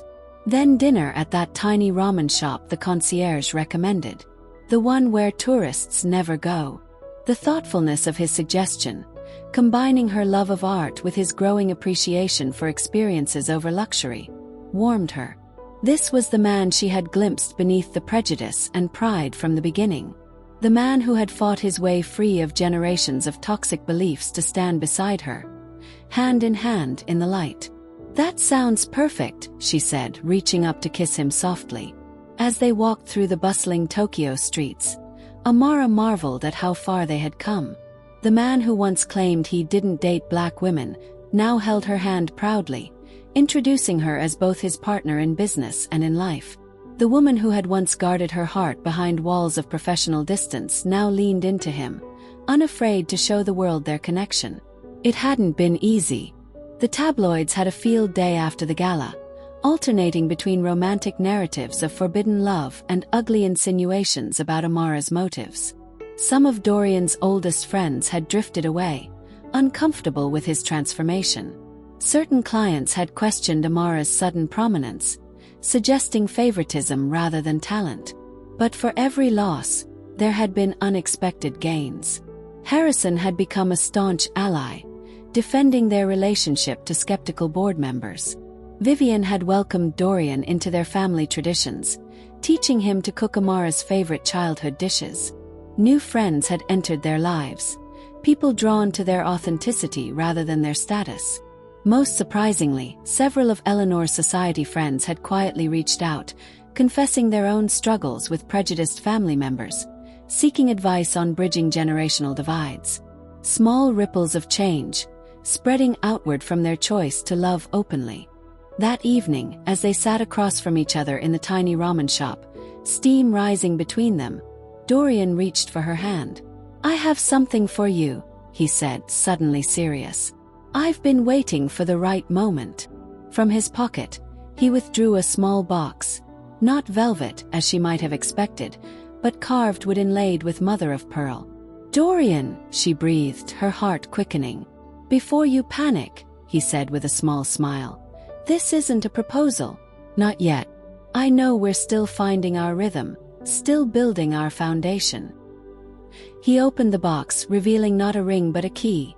Simple, golden, attached to a delicate chain. "This is the key to my heart," he said softly. "Which sounds incredibly cheesy now that I say it aloud."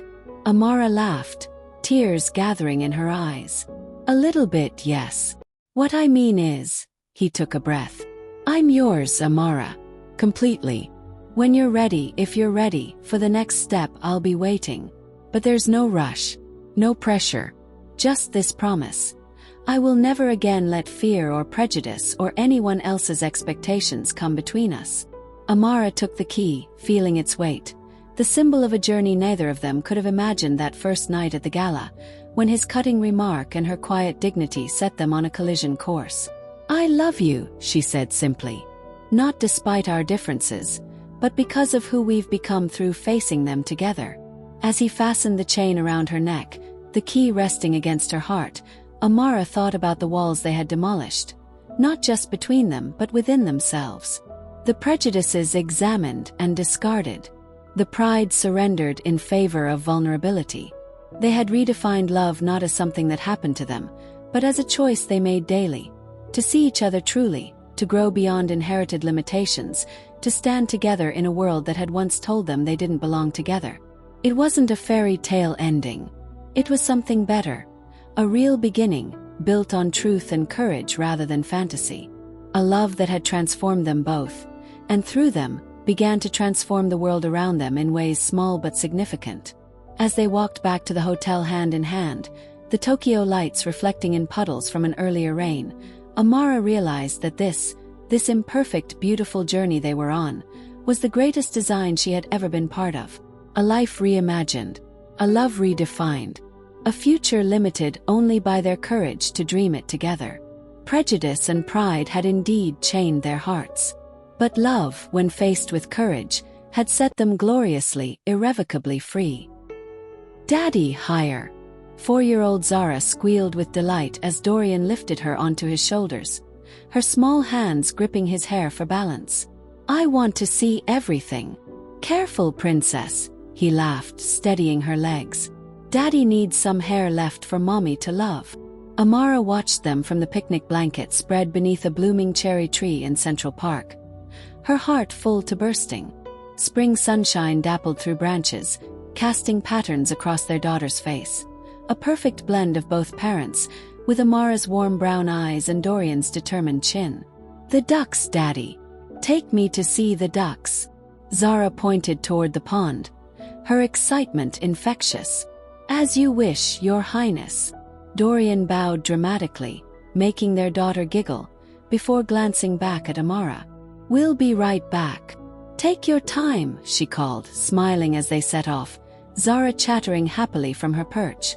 Watching them, Amara marveled at how naturally Dorian had taken to fatherhood, how completely he'd shed the rigid, prejudiced shell that had once encased him. With Zara, he was patient, playful, and utterly devoted. The man who had once claimed he didn't date black women, now proudly raised a biracial daughter, fiercely protective of her heritage from both sides. Their journey to this moment hadn't been without challenges. Eleanor had maintained her distance for nearly 2 years after their confrontation, missing their quiet wedding in Vivian's garden and the early months of Amara's pregnancy. The absence had pained Dorian more than he admitted, though he never wavered in his choice. Then, 3 days after Zara's birth, Eleanor had appeared at the hospital. Older, somehow smaller, clutching a small gift bag with uncertain hands. May I see her? She had asked, her voice lacking its usual command. My granddaughter. The moment had been tense, fragile with possibility.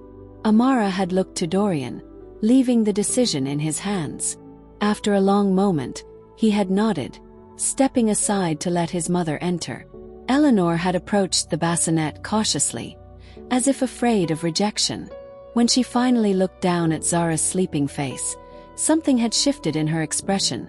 A softening, a surrender.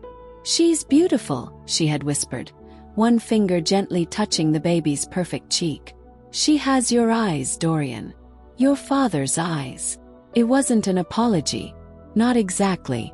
But it was a beginning. In the years since, Eleanor had slowly, imperfectly, begun to change. She still said the wrong thing sometimes, still carried the weight of decades of prejudice. But she tried, for Zara's sake at first, then gradually for her own. The woman who had once dismissed an entire race now sat patiently while her granddaughter practiced braiding her silver hair, listened to Vivian's stories of raising Amara, and even on occasion acknowledged her own failings. Penny, for your thoughts. Vivian's voice broke into Amara's reflection as she settled onto the blanket, returning from a walk around the park. Just thinking about how far we've come, Amara said, watching as Dorian knelt by the pond, carefully showing Zara how to feed the ducks without frightening them. How much has changed? Love does that, Vivian said simply. When it's the real thing. Changes everything it touches. Amara nodded, thinking of the ripples their story had created, not just in their immediate circle but beyond. The foundation she and Dorian had established now supported dozens of minority designers each year. Their public partnership had inspired other couples to brave societal judgment. Even some of Eleanor's oldest friends had begun to question long-held beliefs, watching her evolution with their granddaughter. Do you ever wonder what would have happened if you hadn't gone to that gala? Vivian asked. If you'd never met Dorian? Sometimes. Amara smiled as Zara's delighted laugh carried across the park. But then I think about all we would have missed. Not just the love between us but the chance to help change things. To show Zara a different world than the one we grew up in.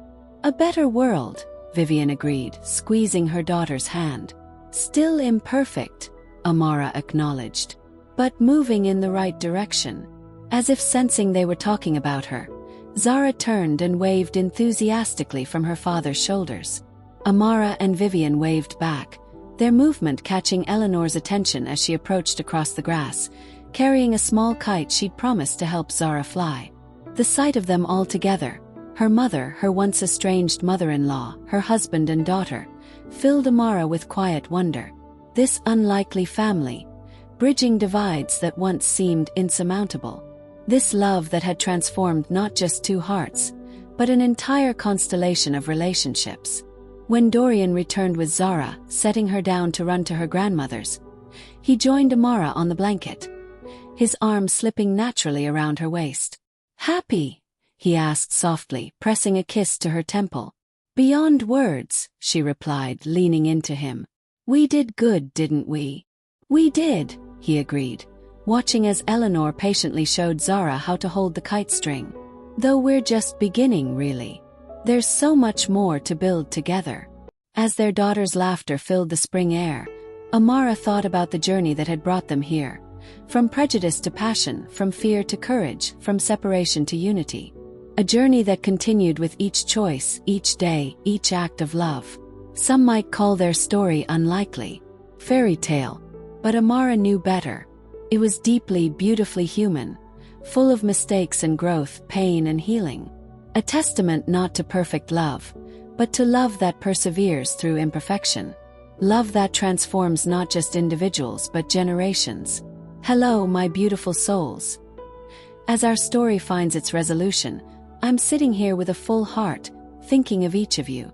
Isn't it remarkable how love can transform prejudice into understanding, fear into courage, separation into unity? I wonder about the walls in your own life, the judgments, the fears, the beliefs that might be keeping love at bay. Life rarely follows the paths we imagine, does it? Whether you're currently walking through shadows like Dorian once did, standing firm in your worth like Amara, or seeking reconciliation like Eleanor, know that you're not alone on the journey. If this story touched something in your soul, please share it with someone whose heart might need its message tonight. Tap that subscribe button to join our family of hopeful hearts and romantic spirits. I create these stories because your emotions and experiences matter deeply to me. Until we meet again in our next chapter, remember that sometimes the most beautiful love stories begin when we're brave enough to question everything we thought we knew about love and about ourselves.